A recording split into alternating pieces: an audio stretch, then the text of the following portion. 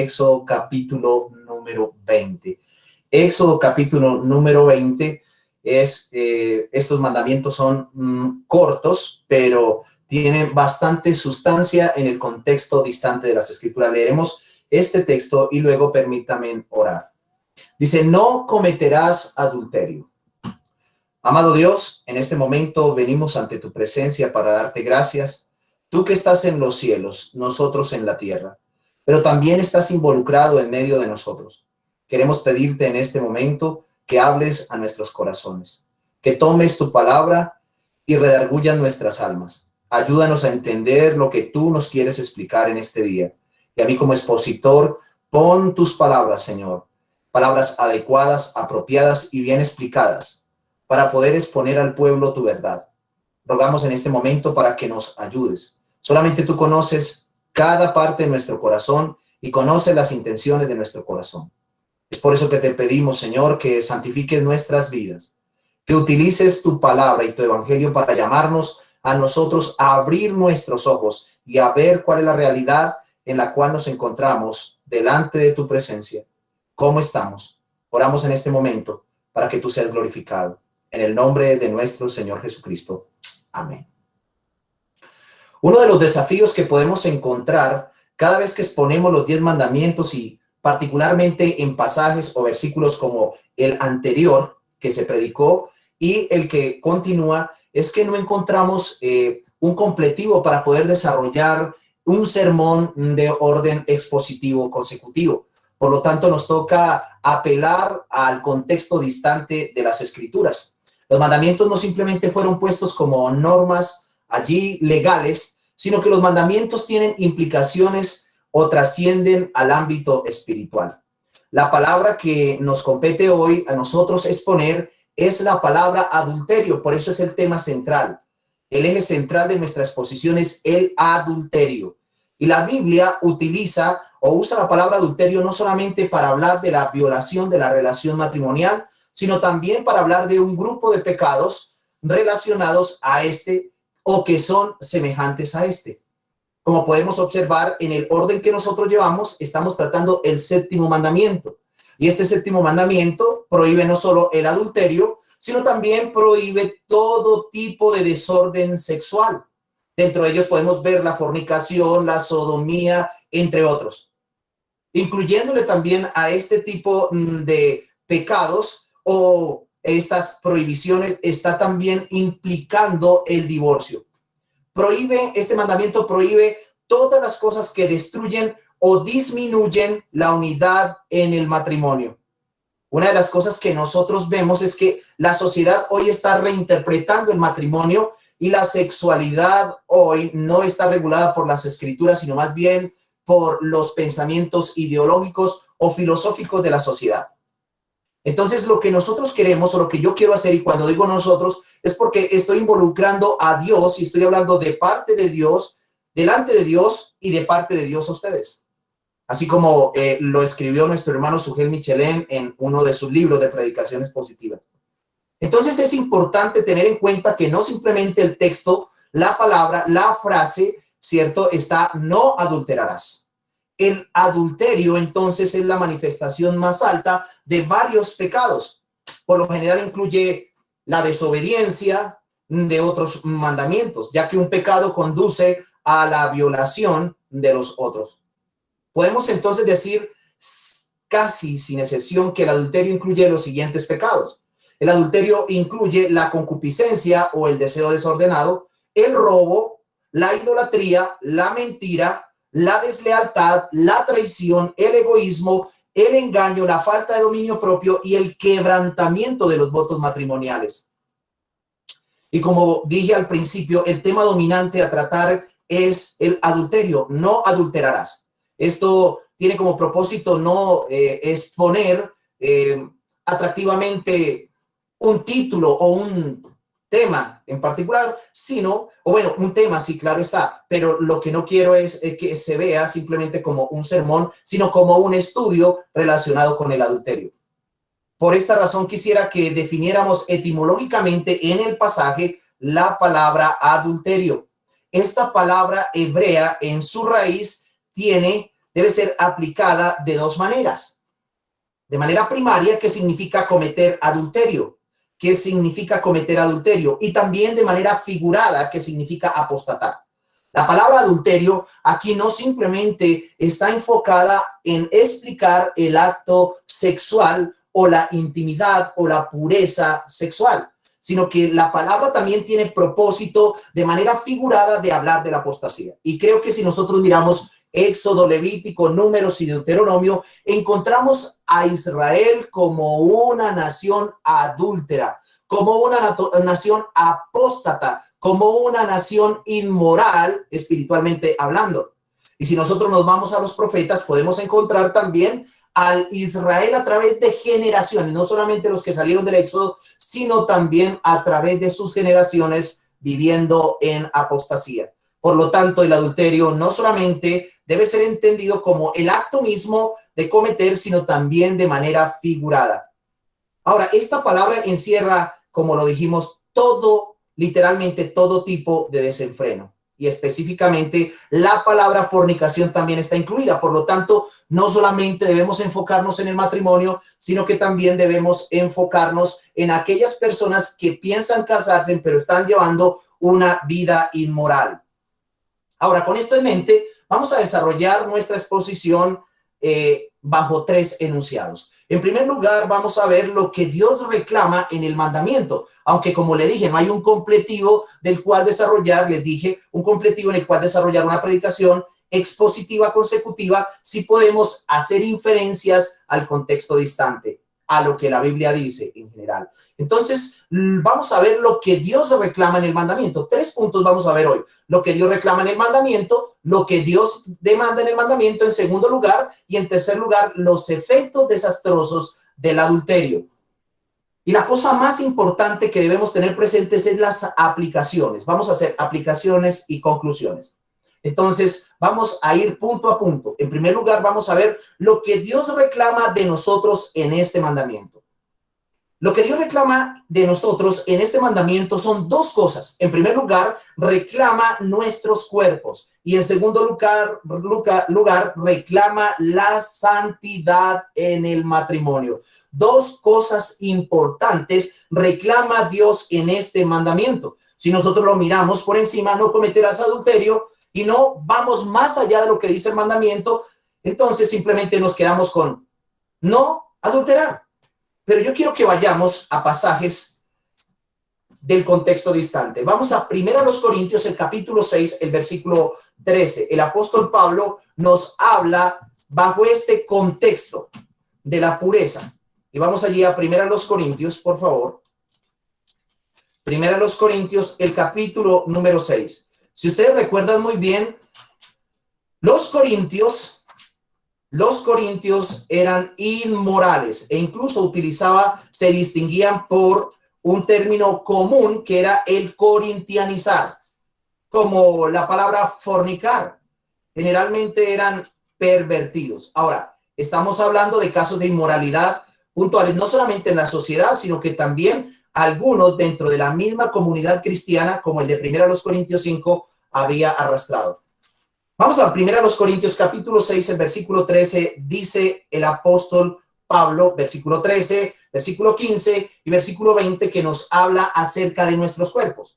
Dice, las viandas para el vientre y el vientre para las viandas, pero tanto el uno como a los otros destruirá Dios.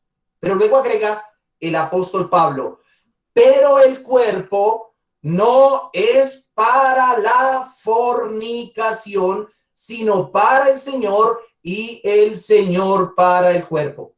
Recuerden que la palabra fornicación no simplemente tiene un limitante o está limitada, lo mismo que la palabra adulterio. La palabra fornicación está hablando de todo tipo de desórdenes sexuales. Y aquí podemos observar que el apóstol Pablo habla específicamente de que el cuerpo no es para la fornicación, sino para el Señor, y el Señor para el cuerpo. Luego dice el versículo 15, ¿no sabéis que vuestros cuerpos son miembros de Cristo? Qué interesante. Hace una pregunta claramente el apóstol Pablo. Y Pablo dice que nuestros cuerpos es decir, el cuerpo de los cristianos, son miembros de Cristo. Importantísimo eso. Somos parte del cuerpo de Cristo. Dice, quitaré pues los miembros de Cristo y los haré miembros de una ramera. De ningún modo. Ahora dice 16. ¿O no sabéis que el que se une a una ramera, un cuerpo es con ella? Porque él dice, los dos serán una sola carne. Versículo 20. Porque habéis sido comprados por precio. Glorificad pues a Dios en vuestros cuerpos y en vuestro espíritu, los cuales son de Dios. Es importante tener presente lo que Pablo está diciendo aquí, porque Dios no solamente demanda la pureza de nuestras almas, sino que Dios también demanda la pureza de nuestros cuerpos. Y específicamente hablándole a los creyentes, que había una idea en aquellos tiempos, si ustedes lo recuerdan, los gnósticos le daban gran importancia a la parte espiritual y no a la parte material o a la parte física. Nadie podrá decir que es cristiano si corrompe su cuerpo. Una de las cosas que dice Pablo es que el cuerpo es para el Señor. Y en el versículo 20, Pablo habla de que hemos sido comprados por precio y fuimos comprados de manera integral, es decir, el cuerpo, es decir, el espíritu. No solamente somos salvos espiritualmente, sino también esperamos la glorificación de nuestros cuerpos. Entonces, Pablo claramente dice aquí en el Nuevo Testamento que el cuerpo no es para actos impúdicos, sino para el Señor. No podemos pervertir nuestros cuerpos e ir en pos de desórdenes sexuales, ya que vamos a unirnos en uno con ellos. Y no solamente ellos, sino que vamos a unir a Cristo porque somos parte del cuerpo de Cristo. Cuando un cristiano comete adulterio o fornicación, está rebajando a Cristo a la prostitución. Ahora, nuestro cuerpo, de acuerdo a lo que vemos, es un santuario, como lo fue el tabernáculo y el templo para los judíos. Por esta razón no podemos hacer con él lo que nos plazca. Después de que hemos sido redimidos por la sangre de Cristo, los cuerpos nuestros son del Señor porque Él los compró, los pagó con un gran costo. Y fue su sangre derramada en la cruz del Calvario. Mi querido amigo y hermano, el cuerpo suyo y el cuerpo mío, decimos mío y suyo, no es suyo ni mío, es del Señor. Y no es para nuestros apetitos o desenfrenos. Recordemos que la Biblia claramente nos enseña que nuestros cuerpos son un santuario. Nuestros cuerpos son un santuario. Allí en el versículo 19, el apóstol Pablo dice, ¿o ignoráis que vuestros cuerpos, o ignoráis que vuestro cuerpo es templo del Espíritu Santo, el cual está en vosotros, el cual tenéis de Dios y que no sois vuestro? ¿Qué era lo que se estaba presentando en la iglesia? Si vimos en el capítulo 5, podemos ir a nuestras Biblias, en el capítulo 5 había una cantidad de desórdenes inmorales dentro de la iglesia. Y una de las cosas que hace Pablo es darle importancia a que el cuerpo debe ser santificado.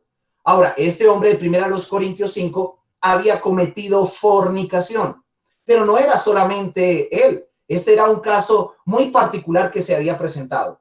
Al parecer los corintios tenían esa tendencia. Y él le dice, ¿o ignoráis que vuestro cuerpo es templo del Espíritu Santo? Mire que utiliza la palabra templo. Metafóricamente hablando, el cuerpo nuestro es el lugar donde mora el Espíritu Santo. Y esto lo hizo Cristo porque obviamente nos compró por precio de sangre. Dice que el Espíritu Santo está en vosotros, está en nosotros y que tenemos de Dios y que obviamente no es nuestro. Eso nos lleva a considerar entonces que es un santuario. Y Dios quiere, cuando hablamos del mandamiento no adulterarás, que tengamos un santuario limpio. Porque allí es el lugar no solamente donde Dios habita, sino es el lugar donde Dios es adorado. Por esta razón creo que Dios reclama el cuerpo igual que el alma para su servicio. El apóstol Pablo dice que el cuerpo del creyente debe presentarse como un sacrificio vivo y agradable a Dios en Romanos capítulo 12, el versículo número 1. Y quiero que todos allí con sus Biblias vayan conmigo y examinemos el pasaje. Pablo dice, así que hermanos, haciendo aplicación ya de la redención, de la salvación, de la obra que Dios ha hecho, de la justificación, dice, así que hermanos, os ruego por las misericordias de Dios, le dice a los creyentes, le dice a los elegidos, que presentéis vuestros cuerpos como en sacrificio vivo, santo, agradable a Dios, que es vuestro culto racional. Por esta razón, si nos devolvemos al Antiguo Testamento, podemos ver que el cuerpo del creyente no solamente es para la pureza, sino que también es un lugar de adoración. Por lo tanto, aún lo que yo hago con mi sexualidad estaría adorando a Dios. Entonces, esto que tenemos hoy aquí es un santuario. Es un santuario y asimismo también es un mismo acto de adoración. Un hombre o una muchacha o un joven soltero o un hombre y una mujer que adulteran están profanando o corrompiendo el santuario de Dios.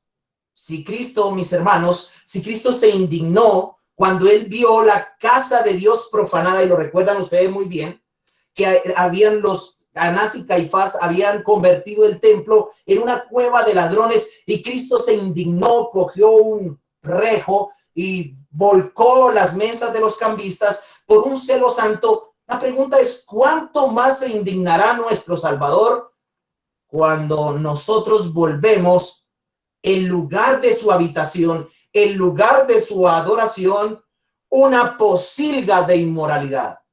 Una posilga de inmoralidad, cuando es como si en el tiempo del tabernáculo los judíos trajeran al sacrificio un cerdo o se sacrificara un cerdo en el lugar santísimo. Cuando una persona es inmoral, entonces está haciendo eso. Por eso una de las cosas que vemos en primer lugar es que este mandamiento, Dios reclama nuestros cuerpos le pertenecen. El cuerpo de cada hermano convertido le pertenece al Señor y no puede hacer con él lo que quiera. El cuerpo no es para la inmoralidad. En segundo lugar, Dios reclama en este mandamiento la santidad matrimonial, la santidad en el matrimonio. Y esta prohibición está designada para guardar la unidad en el hogar. Cuando dice no adulterarás, y cuando habla de no adulterarás, se puede inferir que hay una persona con otra persona que han hecho un pacto matrimonial. El adulterio es un crimen. Ahora, la pregunta es, ¿habían matrimonios en aquellos tiempos? Claro, el primer matrimonio fue el de Adán y Eva. Mis hermanos, déjenme decirles que la prohibición está designada para guardar la santidad en el matrimonio, en el hogar, porque cuando fallamos, cuando adulteramos, no solamente afectamos a nuestro cónyuge, sino afectamos todo nuestro entorno. Cuando un muchacho se pervierte o se corrompe, también afecta todo su entorno. Mis hermanos, déjenme decirles que el adulterio es un crimen que solo una persona casada puede cometer. El adulterio específicamente. Estamos hablando de manera literal. Es un crimen.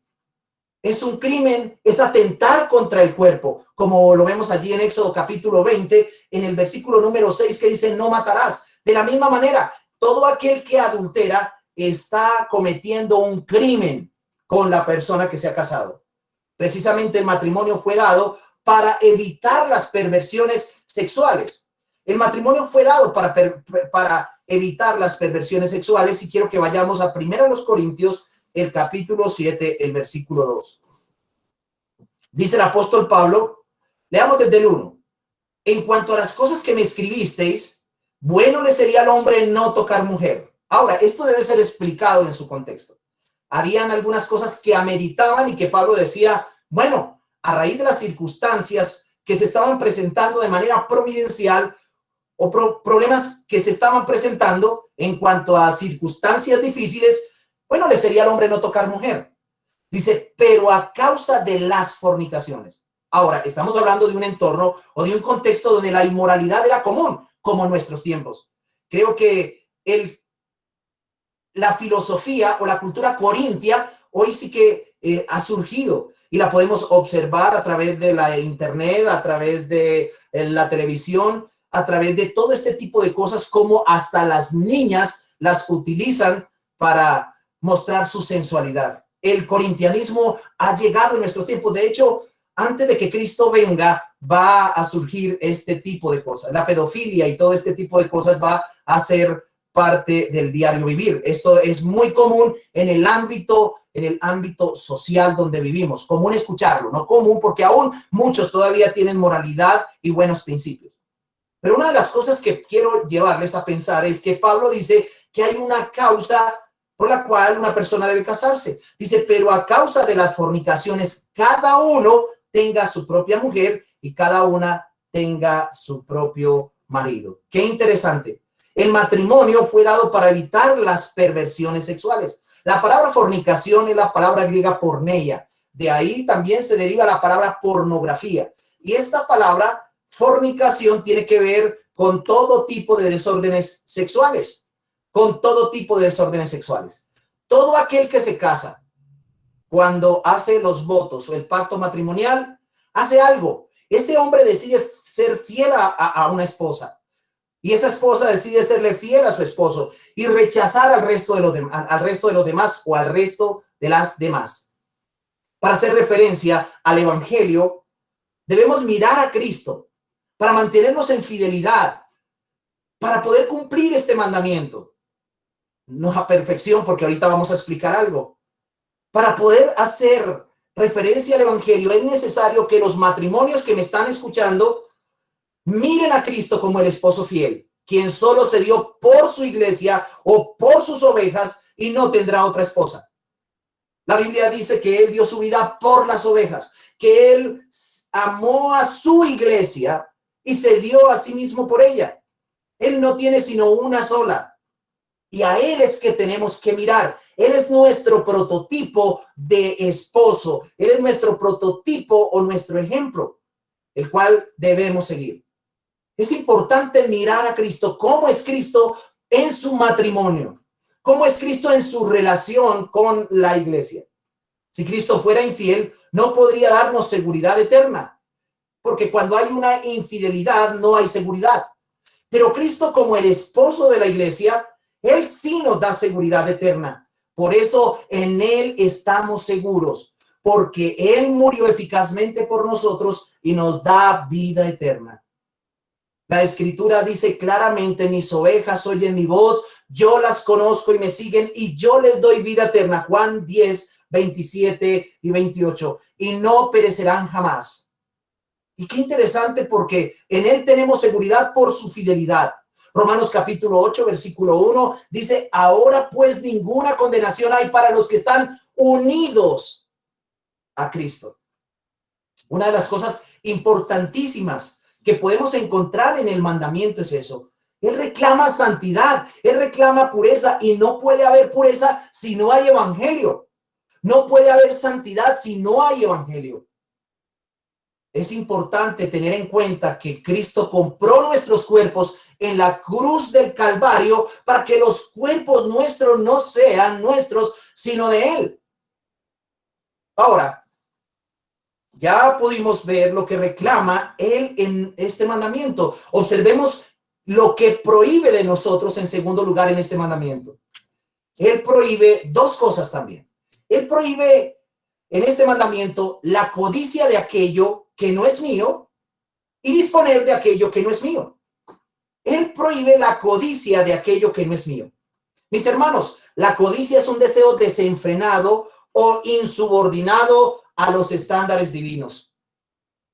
Anhelar a otra mujer u hombre que no es su cónyuge es adulterio. Anhelar, desear, codiciar. La Biblia es clara.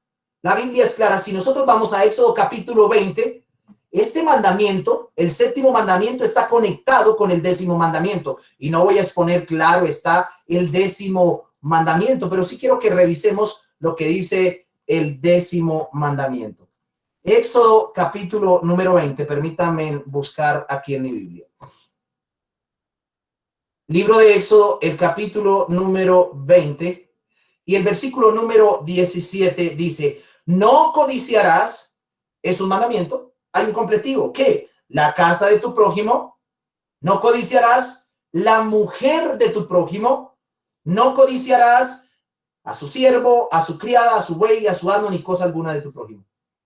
Qué interesante, porque el mandamiento de no adulterarás está relacionado con no codiciarás. No codiciarás. La Biblia dice que no debemos, en el versículo 17, el 10º mandamiento, codiciar la mujer del prójimo, porque es propiedad del prójimo. Ahora, esto lo dijo Cristo en el Nuevo Testamento. Cristo aplicó claramente la ley, ya que los fariseos habían pervertido, habían cambiado el verdadero sentido de la ley. Vamos a la aplicación de los mandamientos en el Sermón del Monte. Mateo capítulo número 5, el verso número 27. Mateo 5, 27. Dice, oíste que fue dicho, no cometerás adulterio. 7º mandamiento. Éxodo capítulo 20, versículo 14, Deuteronomio capítulo 5, versículo 18. Oíste que fue dicho. Los judíos eran enseñados, la ley era algo que comúnmente y continuamente y regularmente se tenía en cuenta en la mente y se llevaba como parte de la religión hebrea. No cometerás adulterio. Los sacerdotes los enseñaban, los escribas lo enseñaban. Luego dice, pero yo os digo, que cualquiera que mira a una mujer para codiciarla, ya adulteró con ella en su corazón. Aquí vemos nosotros algo, y es que Cristo, el mismo Jesús, afirmó que cualquiera que mira y codicia a una mujer ya es considerado como adúltero. Afirmar, Jesús lo afirma, y aquí vemos mirar y codiciar.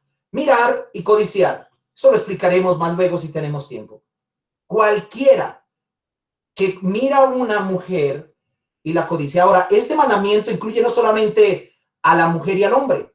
En Levítico capítulo 20, versículo 10, habla de la mujer y el hombre que adultera. Deben ser muertos, porque ni siquiera había esperanza. No era que yo me separaba por un adulterio y podía divorciarme en el Antiguo Testamento. Todo aquel que era encontrado o todo aquel que era visto en adulterio tenía que ser muerto. Por eso vemos Juan capítulo número 8, cuando los fariseos traen a Jesús una mujer que había sido encontrada en el mismo acto del adulterio.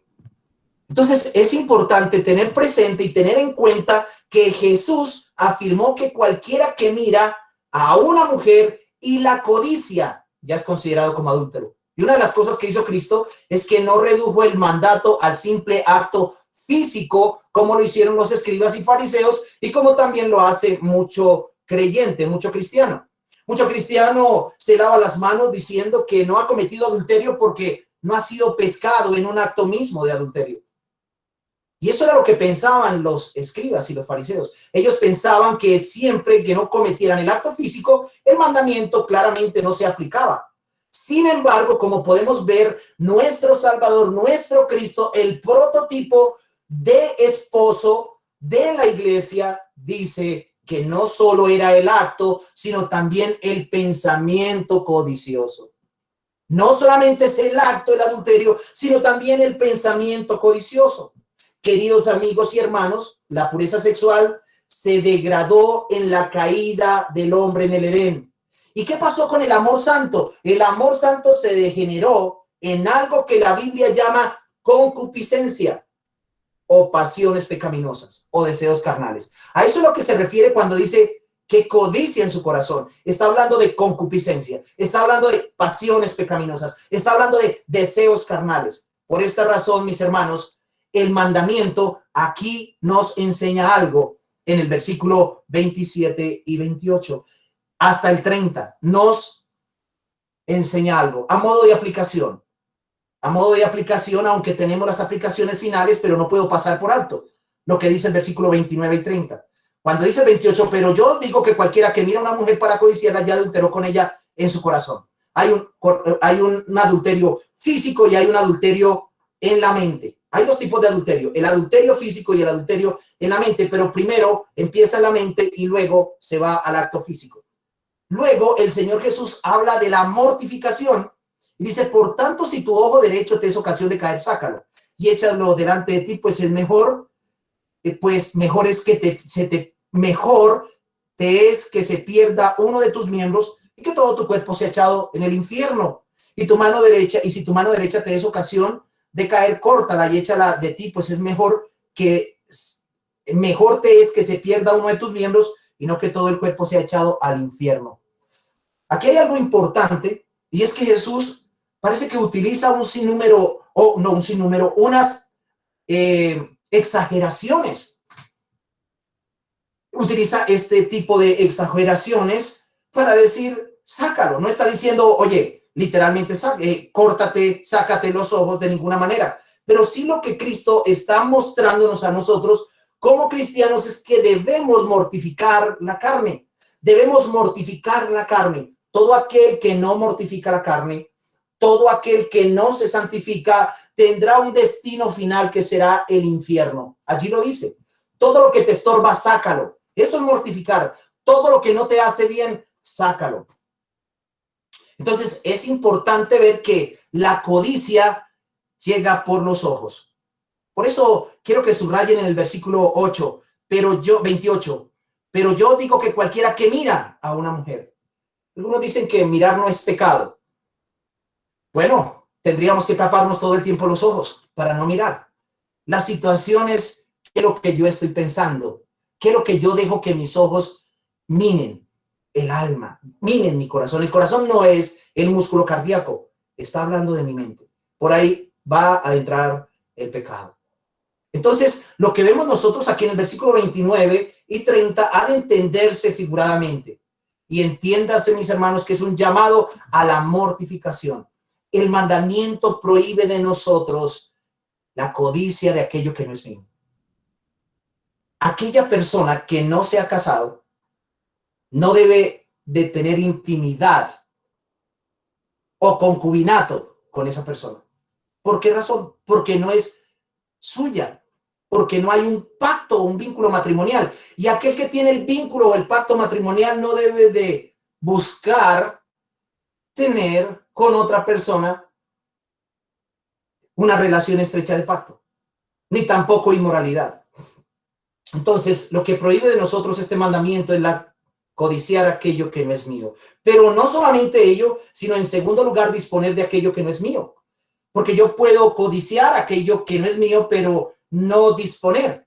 Pero hay personas que sí disponen de aquello que no es de ellos. Y ahí está violándose el no robarás.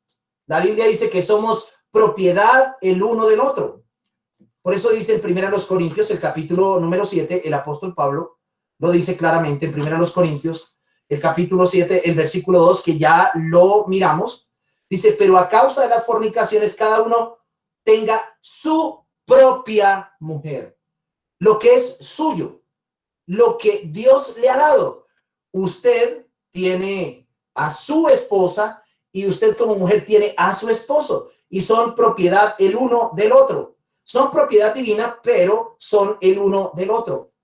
Y obviamente, como podemos observar, que cualquiera que se meta con alguno de los cónyuges puede ser acusado de violar el octavo mandamiento. Cualquier cónyuge que salga a buscar alguna aventurilla está cometiendo ese latrocinio o robo. Está violando el no robarás.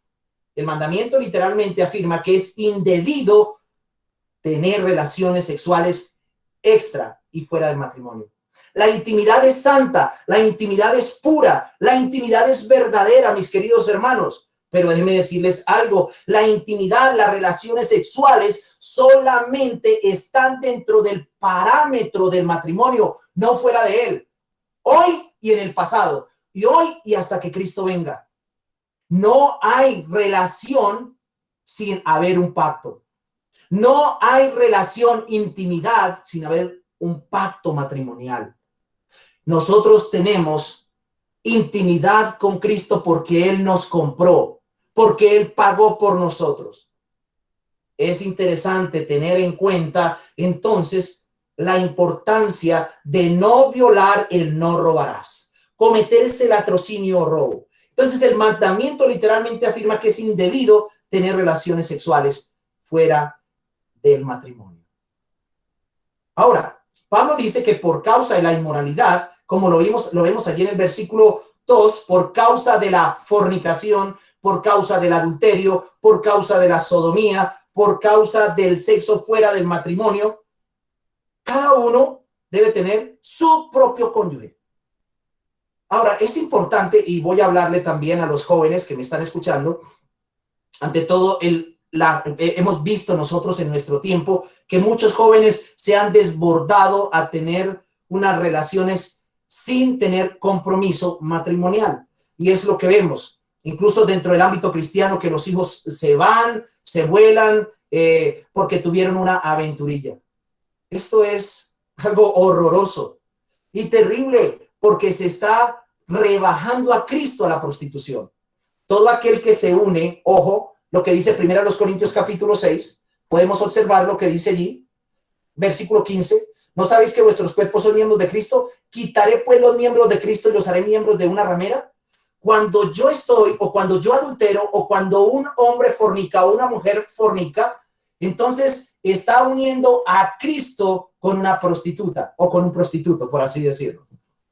Entonces es importante tener mucho cuidado. El cuerpo debe ser tenido en honra, debe ser tenido solamente para el matrimonio, no para la inmoralidad. Su cuerpo no es su cuerpo, es de su esposa o es de su esposo. Entonces, la voluntad de Dios para los matrimonios y para los solteros es la santificación. El creyente ha de apartarse de toda forma de fornicación. Y para ello está el matrimonio. Ahora, inmoralidad, violar el mandamiento no solamente es, como lo dije, tener el acto, es ver pornografía. Y yo sé que aquí hay personas y niños que posiblemente me van a escuchar, pero hoy si no lo enseñamos nosotros aquí en la iglesia, lo van a enseñar allá y los van a corromper. La masturbación es violar el no adulterarás. Todo este tipo de groserías, de vejámenes, de pecados horrorosos pervierten el carácter de Cristo. La majestad de Dios corrompen. Claro está que la masturbación hoy se ve como algo normal dentro de la psicología, que esto que estoy diciendo es algo anticuado, anacrónico, arcaico y que no debe de decirse porque es natural. Es decir, no al matrimonio, pero sí es decir, amén a la homosexualidad cuando hay masturbación. Eso es un tipo de inmoralidad, de fornicación. Entonces, la voluntad de Dios es la santificación. Vamos a 1 Tesalonicenses capítulo 4. 1 Tesalonicenses capítulo 4, versículo 2. Le voy a pedir a los que tienen las cámaras abiertas que las cierren, porque yo tengo un problema de internet aquí. 1 Tesalonicenses capítulo 4, el verso 2 al 5. Dice lo siguiente. Porque ya sabéis qué instrucciones os dimos por el Señor Jesús. Versículo 3. Pues la voluntad de Dios es vuestra santificación, que os apartéis de toda fornicación. Mira qué interesante. Pablo habla de la santificación y luego habla de la fornicación. Dice que os apartéis de toda fornicación. Que cada uno, ¿quiénes? De los creyentes, cada uno de vosotros sepa tener su propia esposa. Está hablándole a los hombres solteros. Que cada uno de vosotros sepa tener su propia esposa en santidad y honor, no en pasión de concupiscencia como los gentiles que no conocen a Dios. La voluntad de Dios aquí es la santificación. El creyente, para ser santificado, ha de apartarse de todo tipo de inmoralidad, teniendo su propio cónyuge en santidad y honor. Ahora, no debemos precipitarnos. Los que están solteros no se deben precipitar en buscar un cónyuge. Es importante que se tengan en cuenta algunos principios que la Biblia da al respecto, pero no es mi tema. Mis hermanos, de la única persona que podemos disponer en común acuerdo es de nuestro cónyuge, de aquella persona que es mi esposa, de aquel hombre que es su esposo, no de otro, porque si no se está adulterando.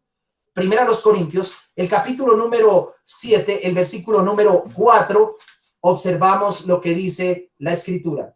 La mujer no tiene potestad sobre su propio cuerpo, sino el marido, ni tampoco tiene el marido potestad sobre su propio cuerpo, sino la mujer. Qué interesante.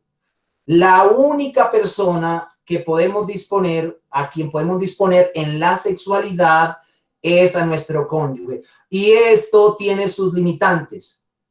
Limitantes no justificables de manera carnal, sino por causa de un tiempo para la reflexión y la meditación espiritual. Por eso dice, no os neguéis el uno al otro a no ser por algún tiempo de mutuo consentimiento, para ocuparos sosegadamente a la oración y volver a juntaros en uno para que no os tiente Satanás a causa de vuestra incontinencia. ¿Ve qué interesante? Por eso la sexualidad está en el matrimonio. Ahora, ¿cómo hacemos con los jovencitos y los adolescentes que empiezan a tener pasiones? ¿Reprimirlos? No los podemos reprimir porque es algo natural, pero sí debemos orientarles y enseñarles el principio del matrimonio. Ahora, recordemos que la obra la hace Dios, no nosotros. Pero sí debemos enseñarles, y ellos cuando ya sean adultos tendrán la responsabilidad de obedecer o no desobedecer. Y si desobedecen, traerán consecuencias para su vida. Entonces aquí podemos observar, ya hemos visto lo que reclama Dios, lo que prohíbe Dios y por último, los efectos desastrosos del adulterio. Y quiero que veamos 5 cosas desastrosas que trae el adulterio. El adulterio, en primer lugar, destruye la reputación. Vuelvo otra vez a repetirlo. El adulterio, en primer lugar, destruye la reputación. En segundo lugar, el adulterio debilita la mente e idiotiza el corazón. En tercer lugar, el adulterio arruina al que lo practica, lo destruye. En cuarto lugar, el adulterio afrenta y destruye a quien más amamos. Y en último lugar, este pecado condena el alma al infierno. Veamos rápidamente estos 5 aspectos. Los efectos desastrosos del adulterio. El adulterio destruye la reputación. Proverbios capítulo 6, versículos 32 y 33. Proverbios, el capítulo número 6, versículo 32 y 33. 6, 32 y 33, todos con sus Biblias abiertas.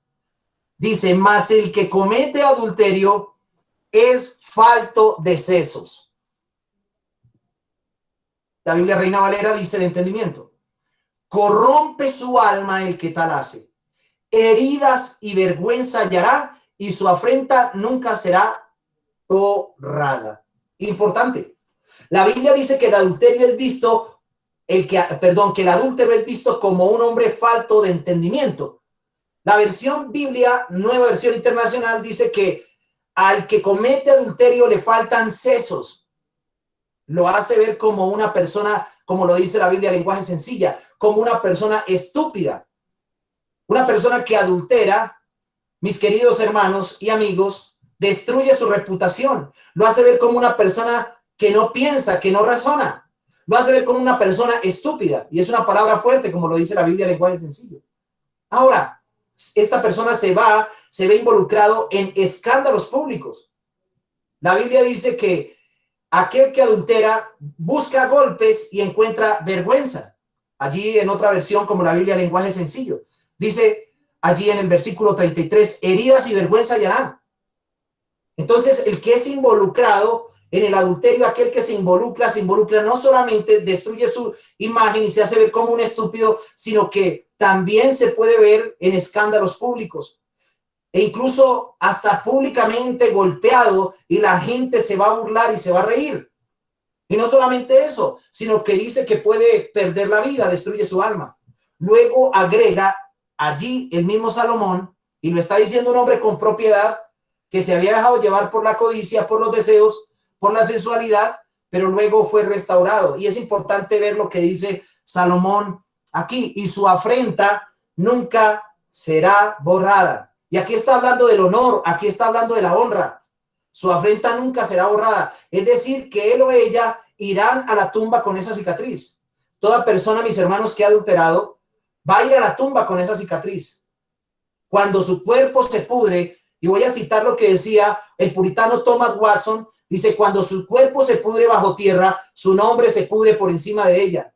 Y si llega a tener hijos, sus hijos ilegítimos serán un monumento vivo de la vergüenza o del pecado que éste cometió.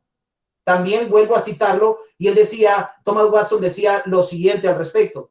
Algunos tienen honor de sus heridas, algunos tienen honor de sus heridas. Y él citaba a los soldados, dice, los soldados, las heridas del soldado están llenas de honor, pero el adúltero sufre heridas sin que esto lo honre. Vuelvo otra vez a repetir porque me pareció interesante lo que decía Thomas Watson. Las heridas del soldado están llenas de honor, pero el adúltero sufre heridas sin que esto lo honre. Por eso dice, su afrenta jamás será borrada. Cuando una persona adultera, su afrenta jamás será borrada. Siempre se recordará, siempre se tendrá en la memoria, así se haya arrepentido. Nosotros recordamos el gran pecado de David como un hombre adúltero. ¿Y cuánto tiempo ha pasado? Dios nos guarde, Dios nos proteja, Dios nos ayude a caer en este tipo de pecado o actos vergonzosos.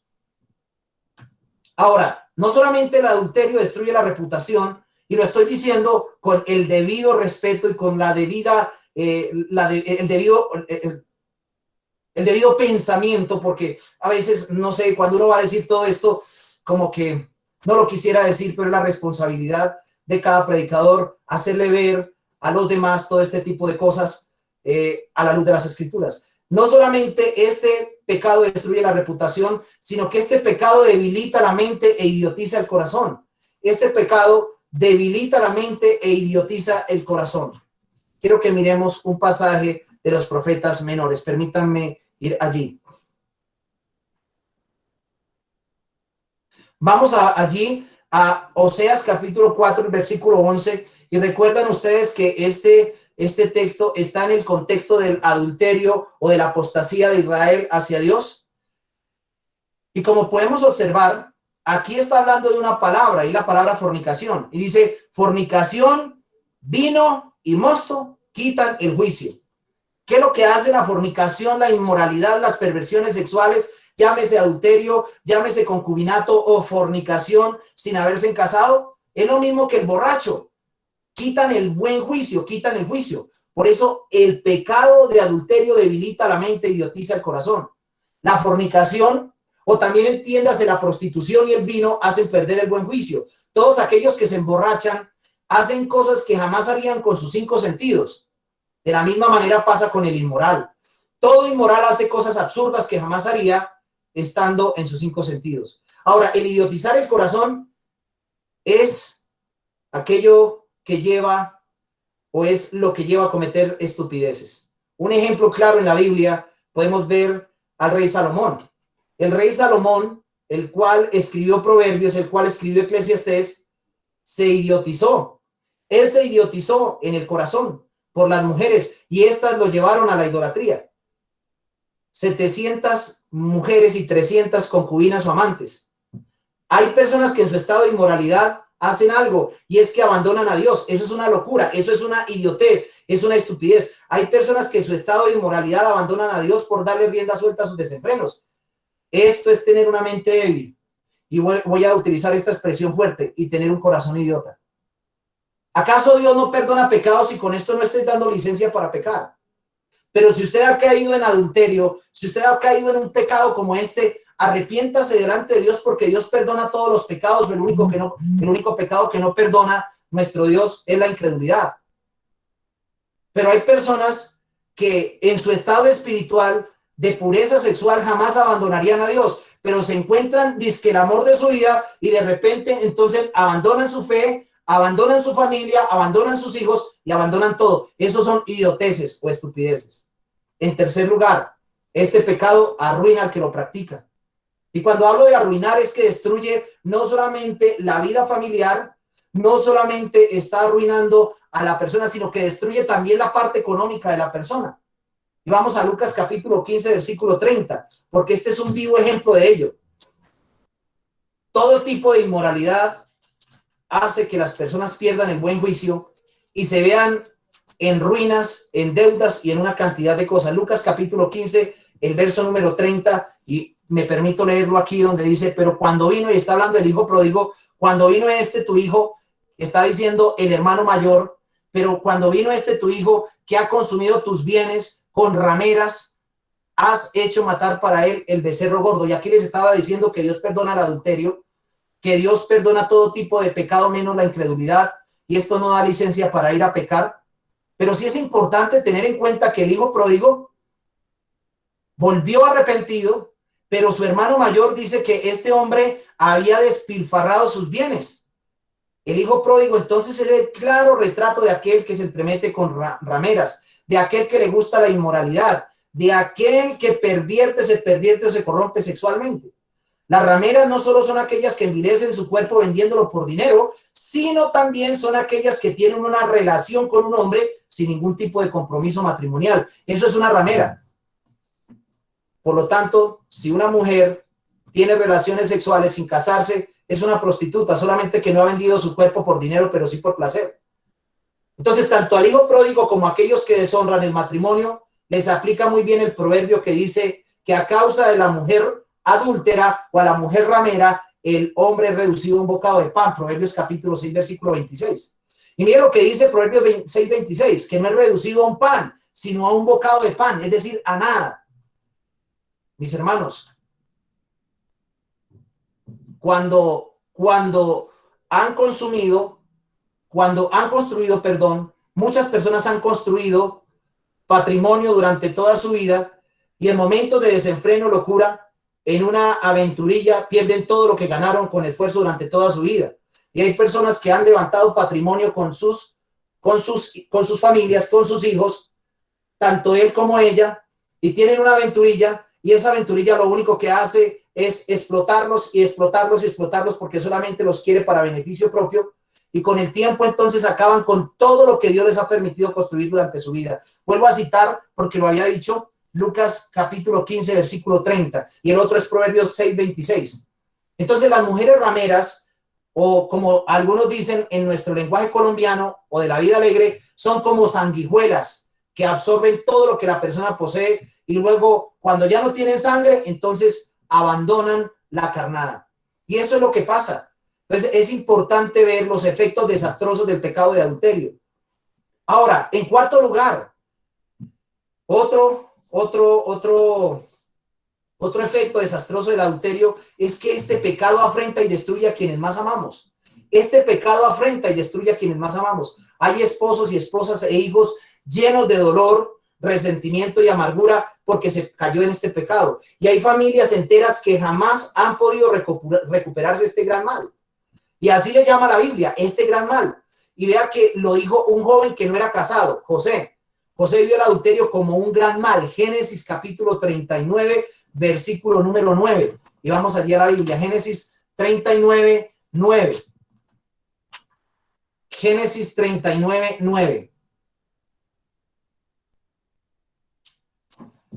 Dice la palabra de Dios, y recuerdan ustedes que esto está en el contexto cuando José es llevado y vendido por sus hermanos y lo compra Potifar como su esclavo y lo pone como mayordomo de su casa y le da pues para que administre su casa, pero luego pasa algo, la mujer de Potifar se enamora de José, del joven José, y es interesante ver que esta mujer lo quiso tener para ella y tener a su esposo, quiso adulterar y todavía no estaba la ley de Moisés, pero luego dice allí José, dice, no hay otro mayor que yo en esta casa, dice José, porque claro, Potifar lo había puesto como mayordomo, como el segundo al mando, y ninguna cosa me ha reservado sino a ti. Lo que Potifar le había dicho, todo lo que está aquí en mi casa, usted puede disponer, puede mandar, pero a mi esposa no me lo toca, no me la toca. Dice, en cuanto tú eres su mujer. Y luego dice, ¿cómo pues haría yo este gran mal y pecaría contra Dios? Qué bueno que los jóvenes de nuestra época tuvieran ese mismo corazón que tenía José. Así le llama José al adulterio, a la inmoralidad. Le llama gran mal, le llama gran mal. Y este gran mal afecta a las familias enteras. Mire que él decía que este gran mal, porque si él cometía ese pecado, pues no solamente afectaría a Potifar, sino destruiría totalmente su casa. El adulterio destruye la paz, mis hermanos, el amor y las cosas más hermosas vividas en la familia. El adulterio hace que se olviden los momentos más especiales en la vida de un matrimonio. Por eso el pecado de adulterio afrenta a quien más amamos, que llena de dolor, de tristeza, de amargura, de malos recuerdos. Bueno, y las familias, hay familias cristianas que han recuperado y han superado ese gran pecado. Y hoy no lo recuerdan porque descansan en un Dios perdonador, en un Dios misericordioso, en un Dios de gracia que ha quitado la amargura. Pero en el momento en que ocurrió fue desastroso. Posiblemente he escuchado a las personas decir que sentían que el mundo se les iba a acabar. No es fácil. Otra cosa que hace el pecado, en último lugar, el pecado del adulterio. Otro efecto desastroso es que este pecado condena al alma, y esto es lo más terrible. Primera a los Corintios 6:9. Primera a los Corintios 6:9, y Jesús lo dijo en Mateo capítulo 5. Primera a los Corintios capítulo 6, versículo 9. Primera a los Corintios capítulo 6, el verso número 9. Dice la palabra de Dios: ¿no sabéis que los injustos no heredarán el reino de Dios? No erréis, ni los fornicarios, o sea, los inmorales, los que no quieren tener un matrimonio, pero sí quieren tener una sexualidad desenfrenada, ni los idólatras, los avaros, los que le rinden culto a ídolos, ni los adúlteros, ni los afeminados, ni los que se echan con varones, ni los avaros, ni los ladrones, ni los borrachos, ni los maldicientes, ni los estafadores heredarán el reino de Dios. Aquí podemos ver que el adulterio y la fornicación y un sinnúmero de pecados llevarán a las personas al infierno. Sin embargo, hay una esperanza para aquellos que quieren salir y que el Señor los está llamando en este momento a salir de ese tipo de pecados, llámese el adulterio mental o llámese el adulterio físico. Por eso dice: esto erais algunos, mas ya habéis sido lavados, ya habéis sido santificados, ya habéis sido justificados en el nombre del Señor Jesús y por el Espíritu de nuestro Dios. Aquí hay una esperanza. El adulterio sin arrepentimiento, mis hermanos, condena el alma, porque muchos adúlteros simplemente lo único que tienen es un cargo de conciencia, pero no un verdadero arrepentimiento. La Escritura dice que Dios juzgará a todos, pero el día del juicio lo hará con los fornicarios y los adúlteros. Hebreos capítulo 13, versículo 4. Honroso sea el matrimonio en todos y el lecho sin contaminación, pero a los fornicarios y a los adúlteros Dios los juzgará. Ahora, ¿cuál es el significado? El significado que tiene este texto en Hebreos 13:4. Déjenme decirles que el significado de este texto es que Dios juzgará con toda certidumbre y no escaparán de la mano de la mano justa de Dios, y serán castigados con severidad. Y eso lo dice Proverbios segunda de Pedro capítulo 2 versículo 9. Segunda de Pedro capítulo 2, el versículo 9, hablando en el contexto de los falsos maestros, dice la palabra del Señor en el versículo 9 y 10: sabe el Señor librar de tentación a los piadosos, a los cristianos, a los justos, y reservar a los injustos para ser castigados en el día del juicio. Versículo 10: y mayormente aquellos que siguiendo la carne andan. Mire lo que dice: el Señor va a castigar a los injustos en el día del juicio. Pero luego dice: y mayormente aquellos que siguiendo la carne andan en concupiscencias e inmundicias y desprecian el señorío. Atrevidos y contumaces, no temen decir mal de las potestades superiores. Andan siguiendo las concupiscencias de la carne, siguiendo los deseos de la carne, y andan en la inmundicia, en el desenfreno y en la inmoralidad. Aunque como hombres, mis hermanos, rehusemos, como hombres, quizás vamos a rehusar juzgar a aquella persona que ha caído en adulterio. Dios mismo se encargará de hacerlo en el día del juicio. Mis hermanos y amigos, consideremos lo siguiente: mientras el adúltero se alimenta con carne ajena, la espada de la justicia de Dios pende sobre su cabeza, y esperará que llegue el día del juicio para condenarlo al infierno. Por eso, el pecado del adulterio condena el alma, y es un llamado a que todo aquel que ha cometido inmoralidad salga de la inmoralidad y viva para Cristo. Ahora, para poder terminar, tengo tiempo para las aplicaciones. Quiero que hagamos las aplicaciones, porque ya propusimos el problema, ya propusimos el asunto, ya tuvimos el tema expuesto. Pero ¿qué debemos hacer para cumplir entonces el séptimo mandamiento? ¿Cómo podemos guardarnos de la impureza sexual? Enseguida vamos a mencionar algunos remedios eficaces para ello. En primer lugar, quiero que apliquen y lo anoten allí, y que todos apliquemos. Debemos tener convicción. Primera aplicación: debemos tener la convicción de que Dios nos da no solo el mandamiento, sino también la capacidad para mortificar los deseos sexuales impuros. Y eso lo vimos. El Nuevo Testamento claramente enseña una marca de la regeneración, y es la capacidad de mortificar el pecado. Colosenses capítulo 3, versículo 5 dice, haced pues morir. Y ese hacer morir, me gusta como dice la Reina Valera 1909, dice que hay que mortificar, hacer morir, pues en nosotros. Y aquí no está diciendo el apóstol Pablo que Dios va a venir, porque muchas personas se ponen a orar, ay Señor, ayúdame a dejar a mi prójimo, yo no quiero tener más relaciones con aquel que no es mi esposo, que no es mi esposa. Dios no va a hacer eso, porque ya Él nos capacitó a nosotros para que nosotros podamos mortificar, para que nosotros podamos decirle no. Por eso dice hacer morir, y es una responsabilidad, es parte de la santificación. Hacer morir pues lo terrenal en vosotros. ¿Y qué es lo terrenal? Pablo dice fornicación, impureza, pasiones desordenadas, malos deseos y avaricia, que es idolatría, cosas por las cuales la ira de Dios viene sobre los hijos de desobediencia. Y aquí vemos claramente que Él nos da la capacidad, porque si Él nos manda a que hagamos morir, es porque tenemos la capacidad. Antes de ser cristiano no teníamos la capacidad. Entonces yo le hablo al creyente. El creyente sí tiene la capacidad. Es eso de que, ay, es que no puedo porque tengo una lucha. Pues hay que venir a Cristo, entregar su vida a Cristo y ser regenerado por Él. Efesios capítulo 5, versículo 3 también, para los que están anotando, y Primera Tesalonicenses 4, 3 al 5. Nos manda a ello.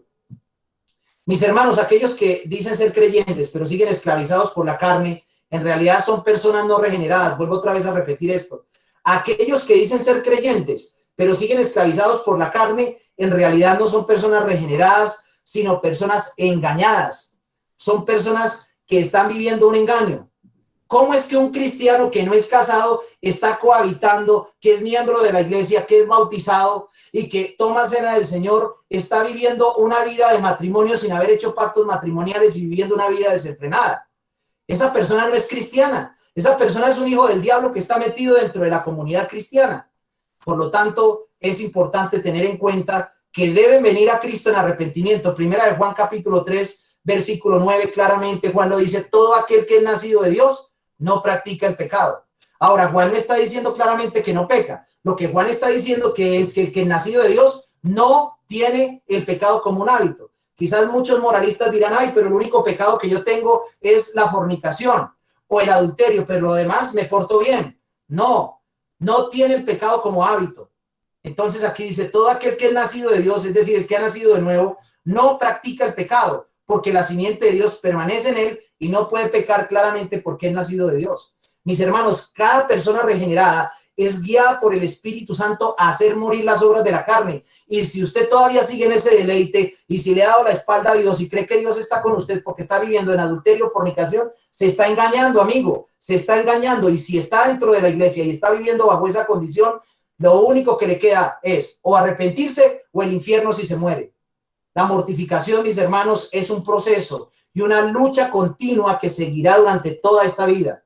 Aún los creyentes pueden caer en cualquier pecado, incluso el adulterio, y no pueden vivir en la práctica de ningún pecado, porque su nueva naturaleza y el poder de la gracia de Dios en sus vidas no le permitirá. La gracia de Dios es la que no nos ha permitido a nosotros caer. ¿Por qué no soy un adúltero yo? Porque la gracia de Dios está en mí. ¿Por qué usted, mi hermano, que no ha caído en adulterio físico o no ha caído en adulterio espiritual, usted no ha caído? ¿Por qué? Porque la gracia de Dios está en usted, no porque usted es una persona correcta y que tiene méritos para poder no caer. No, quítele Dios la gracia y caerá en pecados peores. Quítenos Dios la gracia y caeremos. No la gracia salvadora, la gracia santificadora. Quítela a Dios y vamos a caer en pecados escandalosos y groseros. Entonces, importante, debemos mortificar. En segundo lugar, debemos vigilar nuestros ojos. Gran parte del pecado que cometemos viene por los ojos. Pedro hace referencia a esto al hablar de los falsos maestros. Cuando Pedro habla allí en segunda de Pedro, habla de los falsos maestros y falsos cristianos también. Él dice al respecto. Allí en segunda de Pedro, vamos a segunda de Pedro, capítulo 2, versículo 14, hablando de los falsos maestros, dice, tienen los ojos llenos de adulterio. O sea, un falso maestro, un falso cristiano, tiene los ojos llenos de adulterio. Lo único que hace ver es eso. Por eso, si usted también está visitando páginas web pornográficas, está viendo programas de pornografía, por ahí está entrando la violación del mandamiento. Y es un falso cristiano. Y yo le llamo al arrepentimiento. Dice, tiene los ojos llenos de adulterio. Y luego dice, no se sacian de pecar, seducen a las almas inconstantes, tienen el corazón habituado a la codicia. Y aquí claramente dice que son hijos de maldición. Y estos falsos maestros a los cuales hace referencia aquí, no tienen el Espíritu de Dios, como lo dice Judas. Son hombres que no tienen el Espíritu de Dios. Y si no tienen el Espíritu de Dios, pues no son cristianos. Y si no son cristianos, pues obviamente lo único que van a querer es mirar con deseos sensuales a toda mujer o a todo hombre. Un puritano dijo al respecto que el ojo tienta. Un puritano dijo al respecto sobre los ojos llenos de adulterio, dijo que el ojo tienta la imaginación y que la imaginación obra en el corazón. Un ojo concupiscente puede conducir al pecado. Recordemos que Eva primero miró y luego codició o deseó. Génesis capítulo 3, versículo 6. Casi siempre el ojo va a incendiar el corazón. Atendamos las palabras del santo Job, ya que él estableció una ley para sus ojos. Dice que si él tenía una virgen, él establecía pacto con sus ojos. Allí en Job capítulo 31, versículo 1. De no mirar. Y eso es lo que debemos hacer hoy. Si usted es cristiano, haga pacto con sus ojos. Un compromiso de poder mirar solamente a su esposa, admirar a su esposa. Otra cosa, tercera aplicación, debemos vigilar nuestros labios. Cuidemos de cualquier palabra inapropiada que pueda encender pensamientos impuros entre nosotros. Toda palabra impura sopla fuego en los deseos pecaminosos del hombre. Y si ustedes han estado en fincas donde hay estufas de leña, usted con una pequeña llamita sopla y enciende una tremenda llama, un tremendo incendio. Déjenme decirles que las palabras inapropiadas pueden encender pensamientos impuros en nosotros. Toda palabra impura sopla fuego en los deseos pecaminosos del hombre. La lengua transmite mucha maldad del corazón y eso es lo que hace la lengua. Por eso pidamos a Dios, como el salmista dijo, pon guarda mi boca, Señor. Allí en el Salmo capítulo 141, versículo 3. Cuarta aplicación. Debemos no solamente vigilar nuestros ojos, vigilar nuestros labios, sino debemos cuidar nuestro corazón. La palabra de Dios nos insta a guardar nuestro corazón. Proverbios 4:23, porque de él mana la vida. Guarda tu corazón. Cada uno de nosotros tiene un tentador en su regazo. Todos nosotros somos vulnerables. Cada uno de nosotros tenemos un tentador en nuestro regazo. Jesús dijo que es del corazón del hombre donde salen los malos pensamientos y los adulterios. Allí en Mateo 15:19. Por lo tanto, es importante vigilar nuestro corazón, ya que esta es la fuente donde brota toda concupiscencia. Y podemos observar que debemos también, en quinto lugar, tener la convicción de que nuestro cuerpo, incluyendo nuestras capacidades sexuales, existen para el servicio de Dios. Y aquí yo no me voy a dedicar porque ya lo vimos. Por lo tanto, no me voy a dedicar a ahondar o a detenerme. Por lo tanto, es importante que dediquemos nuestro cuerpo para el servicio al Señor, de acuerdo a lo que dice primera a Corintios 6:13. Algunas personas dicen, tengo estómago, me da hambre. Dios hizo los alimentos para satisfacer esta necesidad. Por ello, las viandas son para el vientre y el vientre para las viandas. Así también tengo un cuerpo, el cual tiene apetitos y capacidades sexuales. Por lo tanto, tengo que satisfacer esos apetitos del modo que yo escoja. ¿Será que sí? No es del modo en que yo escoja. Pablo habla de que debe ser ofrecido el cuerpo para el Señor. Por lo tanto, no es como a mí me parece, sino es como Dios manda. El cuerpo no se hizo para la impureza sexual. El cuerpo se hizo para el servicio del Señor. Y aún en la intimidad, en el matrimonio, cada hombre y cada mujer está sirviéndole a Dios. Aquel jovencito y aquella jovencita que están fornicando, están sirviéndole a Dios allá. Piense eso. ¿Usted se va a fornicar para servirle a Dios? No, le estará sirviendo al diablo.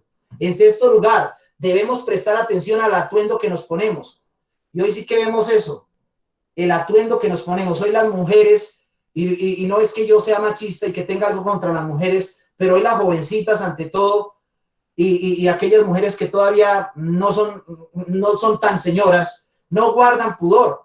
Debemos prestar atención al atuendo, y esto le quiero hacer un llamado también a los padres, al atuendo que nos ponemos, tanto hombres como mujeres. Recuerde especialmente las mujeres que la sensualidad en el vestir de una mujer, como también de un hombre cristiano, puede que no se haga con la intención de llamar la atención, puede encender la llama de pasión en otros y llevarlos al morbo o al adulterio mental. Con esto no les estoy diciendo que no se arreglen bien. Con esto no les estoy diciendo que se pongan faldas largas y que ya no se arreglen bien ni se tinturen el cabello si lo quieren hacer, porque nosotros no tenemos ese tipo de legalismos, sino que revisen cuán atractivas o sensuales están vistiendo o sensual se está vistiendo usted, hombre, para salir a la calle y, si es el caso, para venir a la iglesia, porque eso es importante. El vestuario debe ser con pudor desde la casa como para salir.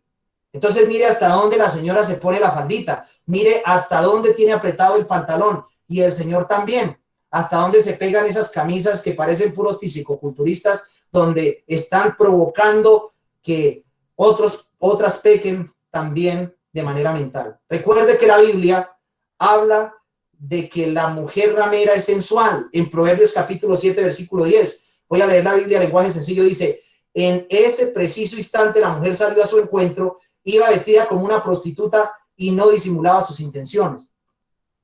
La mujer que se viste sensualmente, la mujer que se viste no para el Señor, se viste de manera inapropiada, es comparada en la Biblia como una prostituta.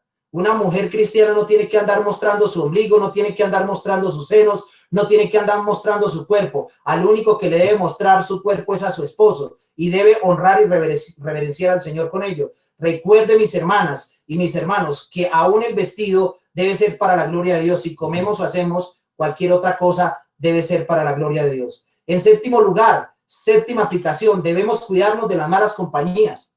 Las malas compañías, Pablo lo dice en 1 Corintios capítulo 15, versículo 33, la Reina Valera dice: las malas conversaciones corrompen las buenas costumbres. Pablo dice que las malas compañías corrompen las buenas costumbres en otras traducciones, perdón. Quiero citar a Séneca decía que los vicios se extienden y saltan sobre todo aquel que se halle cerca. El pecado es como un virus contagioso, mis hermanos. Uno tienta al otro a pecar y le endurece en ello. Thomas Watson dijo lo siguiente, que existen 3 cuerdas que arrastran a los hombres al adulterio. Primero, la inclinación del corazón. Segundo, la persuasión de las malas compañías. Sepa con quién se está juntando usted. Y el brazo de la ramera. Esta triple cuerda no se rompe con facilidad. Toda mala compañía aviva el fuego de los desórdenes sexuales, del adulterio, de la fornicación, de la sodomía y todo este tipo de cosas. Mis hermanos, importante, como una octava aplicación, debemos tener convicción de que no existe la actividad sexual casual y sin compromiso. Por eso 1 Corintios 6, 16 y 17, que lo vimos, dice que el que se junta con una ramera, un cuerpo es con ella. La idea del sexo recreativo, casual y sin compromiso es algo que comenzó ahora. Es una reversión del concepto grecorromano que regía en los días de Pablo. Pero la enseñanza del apóstol aquí enfatiza que tal cosa no existe. En 1 Corintios 6, 16 y 17. Si pasas 15 minutos con las prostitutas del templo, vienes a hacer un cuerpo con ella. Estamos hablando en el contexto de Pablo. Se efectúa una atadura misteriosa en toda intimidad sexual.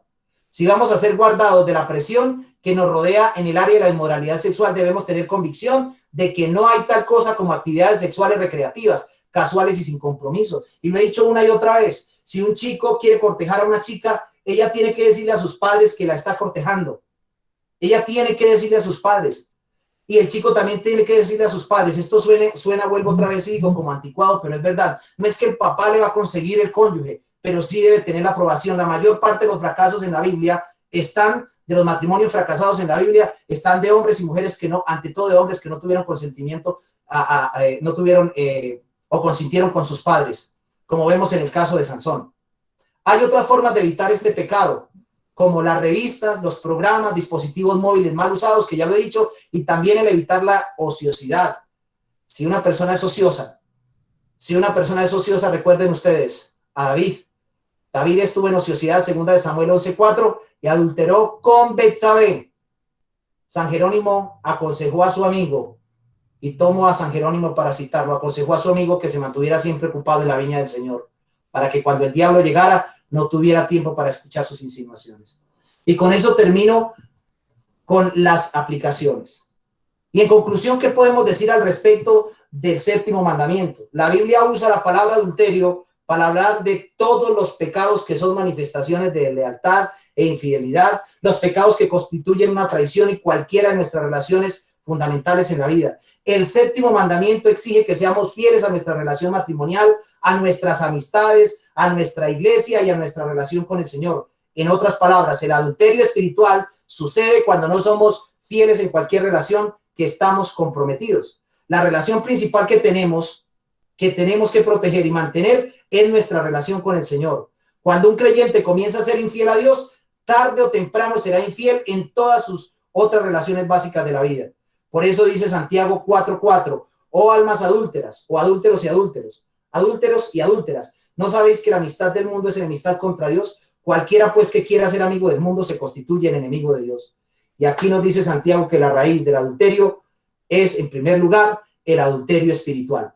La persona que ha abandonado a Dios, la persona que le ha dado la espalda a Dios, puede caer en cualquier tipo de pecados.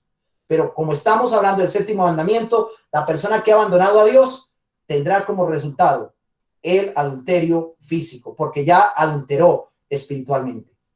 Cometemos adulterio espiritual cuando permitimos que otras cosas tengan más importancia que nuestra relación con el Señor. Cuando le damos más importancia, tenemos adulterio espiritual cuando usted le da más importancia a su trabajo, cuando usted está viviendo para sí y no está viviendo para Dios. Ahora yo quiero hacer una pregunta para finalizar. ¿Ha permitido usted esto en su vida? ¿Ha permitido usted el adulterio espiritual? ¿Ha permitido usted y ahora se ha dado cuenta bajo qué condición está? Recuerde una cosa, en Juan el capítulo 8, una mujer vino porque había sido vista por los fariseos en adulterio y quisieron matarla. Pero Jesús estaba escribiendo en tierra y él les dijo, ¿dónde están los que te condenaban? Dijo, el que esté libre de pecado que le arroje la primera piedra. Y pues claro, se fueron desde el más pequeño hasta el más anciano, se fueron y dejaron a esta mujer. Y luego Jesús, de manera compasiva y misericordiosa, le dice a la mujer, mujer, ¿dónde están los que te condenaban? Pues claro que no estaban. Jesús dice, ni yo te condeno, vete y no peques más. Déjenme decirles a ustedes que si han caído en un pecado de inmoralidad, es hora de que vean al Salvador. Es hora de que vuelvan a Cristo primero. Es hora de que vuelvan a Dios y arreglen su adulterio espiritual. Solamente Cristo podrá redimir y podrá librarlo de la ira de Dios en el día del juicio y restaurar su matrimonio y restaurar también su castidad. Que el Señor bendiga nuestras vidas en este momento. Quiero que oremos. Padre, gracias damos a ti porque nos has permitido exponer este mandamiento y venimos ante tu presencia para pedirte que nos guardes. Señor, tenemos pensamientos y tenemos acciones. Queremos mantener una cabeza concentrada en el Evangelio, concentrada en ti. Perdona, Señor, a tu pueblo. Perdona, Señor, a tus siervos. Nosotros pecamos contra ti. Nosotros hemos adulterado espiritualmente y también, Señor, mentalmente y también físicamente. Y venimos ante tu presencia, porque aunque sabemos que la bendita ley y que la ley es buena, nos muestra en qué condición nos encontramos, no podemos seguir bajo la misma condición. Hoy tenemos que decir no al materialismo, a la codicia, a la avaricia, a la infidelidad espiritual, pero también a aquellos que están viviendo una vida desordenada en fornicación y en adulterio, deben decir no a ello y venir a tu presencia. Padre, toma las pasiones de nosotros, toma nuestros deseos y purifícalos. Pero permite que ante todo podamos descansar en los brazos de nuestro bendito Salvador, que es el que perdona con su sangre y limpia con su sangre nuestros pecados. En Cristo Jesús. Amén y amén.